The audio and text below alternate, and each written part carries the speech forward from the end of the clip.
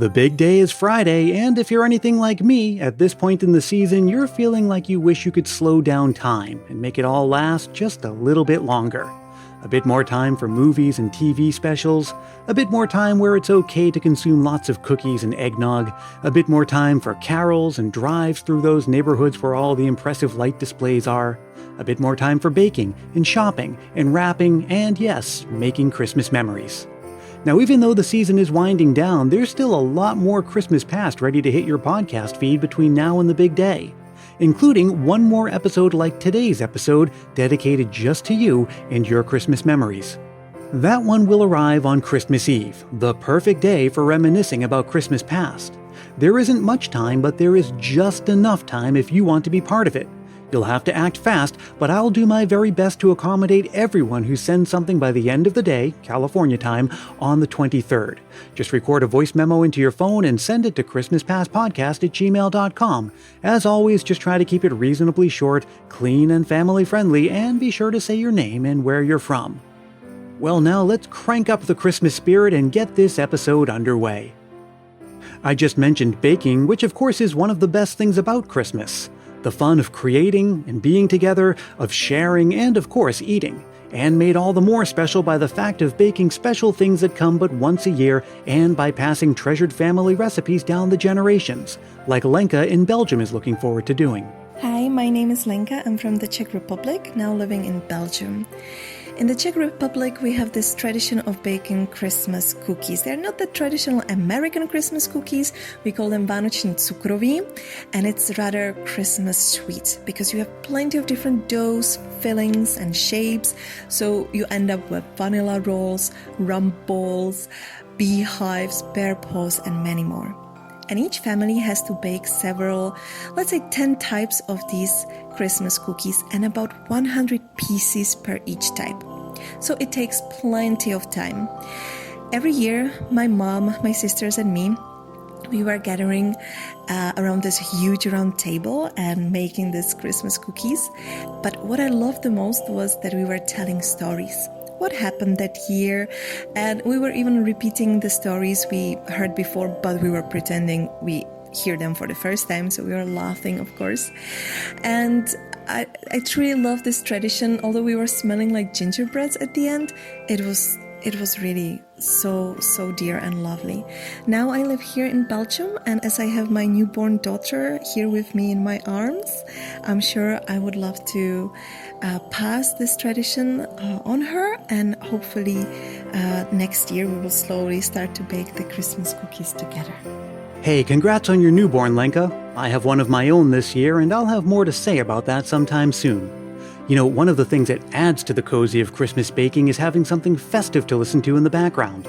One of my favorite and relatively recent discoveries is a Christmas radio drama from the 1930s called The Cinnamon Bear.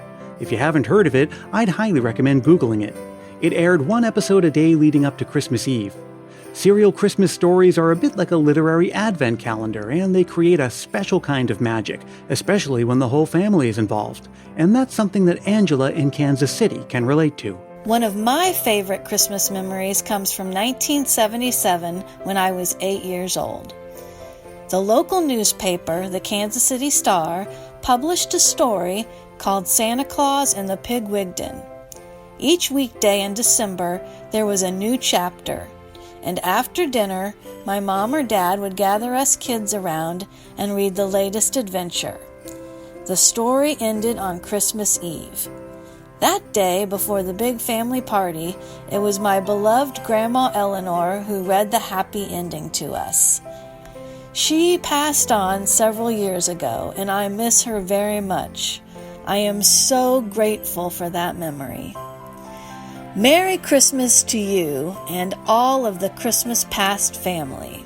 Well, as I mentioned before, this is our first Christmas with our newborn baby boy, Dashiell.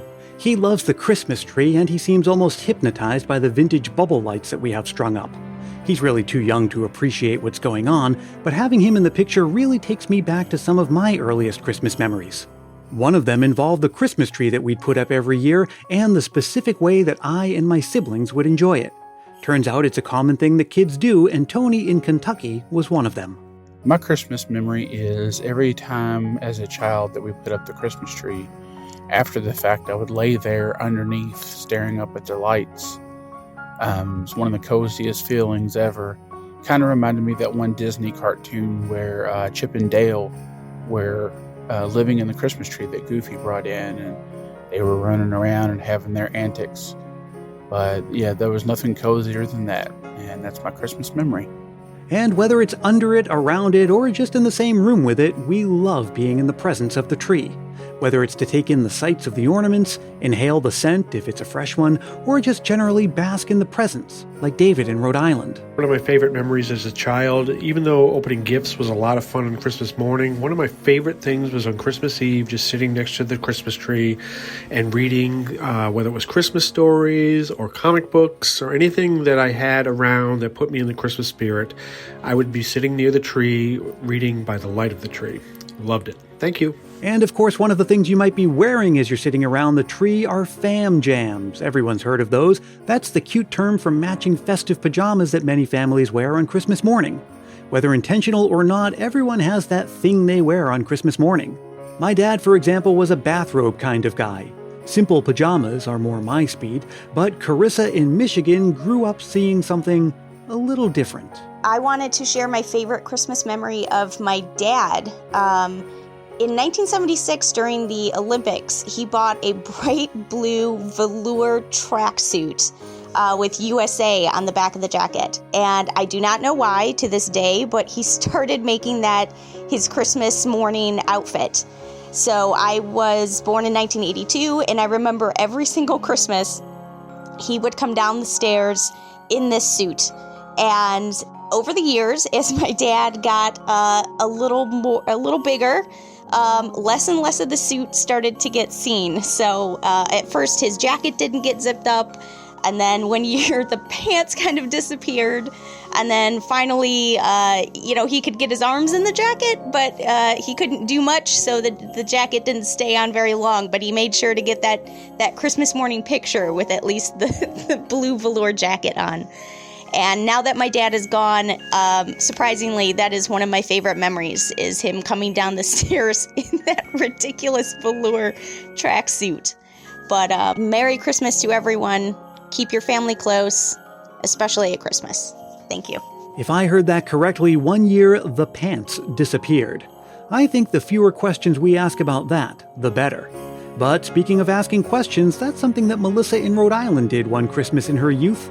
They're the kinds of questions that our younger listeners couldn't appreciate, so if there are little ones within earshot, maybe hit the pause button now and come back later. I was probably around 7 years old, and I was starting to get a little skeptical about the existence of Santa Claus. And so I was asking my parents things like, well, can't parents just eat the cookies and drink the milk and make the kids think that it's Santa Claus? So those conversations happened. So then Christmas morning that year, I woke up to not just the traditional half-eaten cookies and half-drunken glass of milk, but there was also a letter. And when I opened the letter, I was just astounded by this beautiful scrolling handwriting that I had never seen before. And that convinced me that Santa Claus must be real, because Mom and Dad could never have made up a brand new kind of handwriting like that. It was unlike any handwriting I had ever seen from them. And that was what convinced me. And so the magic was able to last a couple more years for me, and I'm very grateful for that. Yes, it's another Christmas saved through the magic of penmanship. Now, since we're talking about Santa, it's worth pointing out that, as efficient as he usually is in collecting children's wishes and delivering gifts on Christmas Eve, there is that odd instance where things slip through the cracks. Hey, cut the fella some slack. He usually comes through eventually when he can. Just ask Avery in Utah. This Christmas was extra special because Santa finally came through on a gift that I had asked for over 10 years ago. When I was about 7 years old, I wrote to Santa every single year until I was 13, asking for an American Girl doll. And it just never happened. I talked to my parents about it later, and they talked about how hard they tried, but with how expensive they are, and with 5 kids, it just couldn't happen. And I told my husband this when we first got married.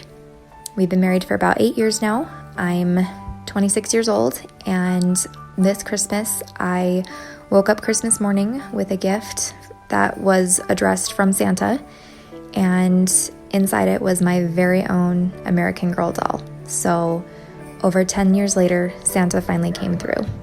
You know that line from the song, "Through the years we all will be together if the fates allow"? Well, clearly the fates don't allow this year. And it's really shining a light on how every Christmas is precious because who knows what tomorrow brings. And that's what's on the mind of Carrie in Arkansas. My daddy was one of 6 siblings. When I was growing up, Christmas Eve was spent at my Granny Temple's house with aunts, uncles, and cousins. We drew names for a gift exchange around Thanksgiving, and my granny would give each of the grandchildren a gift as well. One year, the girl cousins each got a giant stuffed animal. I later snuck my giant Danny dog along on a family vacation, but that's a story for another time. Dinner was potluck style, and you ate wherever you could find a spot to sit. The gift exchange was a highlight of the evening as my daddy and Uncle Van played Santa and passed out the presents. When the evening was over, I remember being anxious that it was getting late, and I didn't want Santa to show up at our place across town before we could get home, but that never happened. Over the years, as the family grew and many moved away, that Christmas Eve gathering moved up to a day earlier in the month of December to accommodate people's busy lives and schedules. We no longer did the formal gift exchange, although we always made sure the little kids had a gift to open, and the aunts tended to exchange an often homemade item. My granny and my youngest uncle both passed away in the late 1990s, but the family still gathered every December at my Aunt Dina's home without fail to celebrate Christmas. All of the siblings were there every year, and as many family members as were able would come. All of that has changed this year. Not only has the pandemic made this type of gathering unsafe, but my daddy, who ironically was the youngest of his surviving siblings, passed away in February of this year after a short fight with an aggressive cancer. Several of my aunts and uncles have various health conditions, and that, combined with their ages, make future gatherings uncertain. Despite our bouts of grief this year and the unknown aspect of the future, I am so grateful to have so many memories of those Temple family Christmases past. Carrie, I speak on behalf of the entire Christmas Past family when I say that we're sorry for your loss and grateful to you for sharing that wonderful Christmas memory. You know, after hearing all those memories, I'm really feeling the spirit, and I could use a Christmas song right about now, and wouldn't it be especially fitting if that song were about Christmas memories? Well, thanks to musician Jim Witter in Canada, we've got it taken care of. Here's Jim's original Christmas song, Christmas Memories, right here on Christmas Past.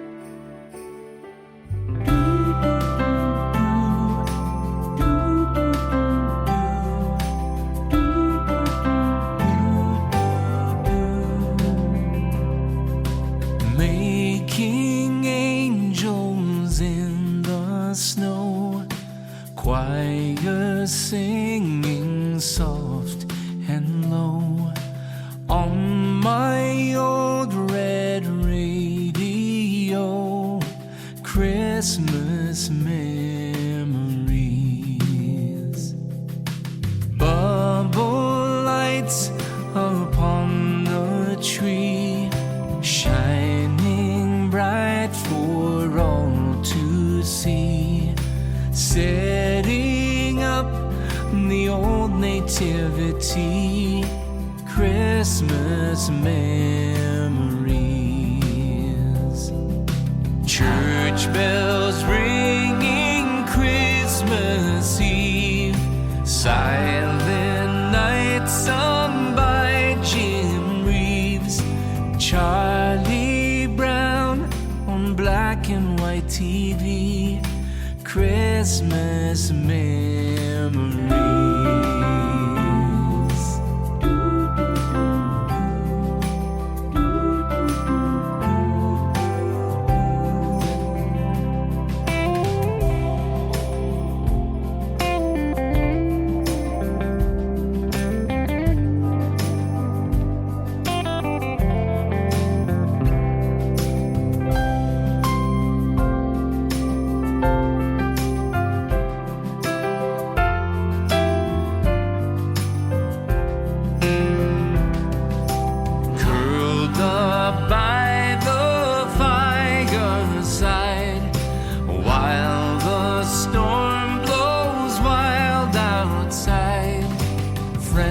friends and loved ones dropping by for Christmas memories. Christmas Day will come and go, years fly by and children grow. Some things change, but some things don't. Those Christmas memories, those Christmas memories.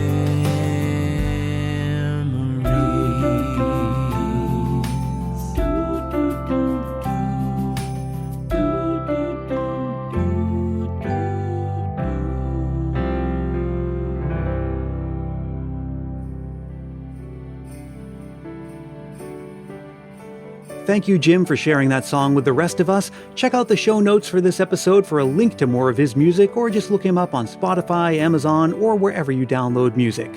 Thanks also to Angela, David, Tony, Lenka, Carissa, Melissa, Avery, and Carrie for sharing their Christmas spirit with the rest of us. I'll be back before you know it with the remaining episodes for this season of Christmas Past. Let me remind you as always until then that Christmas Past is produced in wonderful Willow Glen, California by yours truly, Brian Earl. You can reach out anytime, and I really wish you would because I love hearing from you and how things are going for you. You can reach me at christmaspastpodcast@gmail.com or connect on Facebook, Twitter, and Instagram. And if you haven't yet joined the private Christmas Past Facebook group, why not come by today and join our year-round celebration? And hey, if you're feeling the Christmas spirit, why not help more people discover this show by telling a friend about it or leaving a review on Apple Podcasts? Those are quick and painless ways to show your support. They don't cost anything, but they really do make a big difference. And if you do leave a review on Apple Podcasts, I'll even send you a Christmas Past sticker, and a handwritten Christmas card is my way of saying thanks. Reach out for details on that. Until we meet again, stay safe and healthy, look out for one another, and may your days be merry and bright.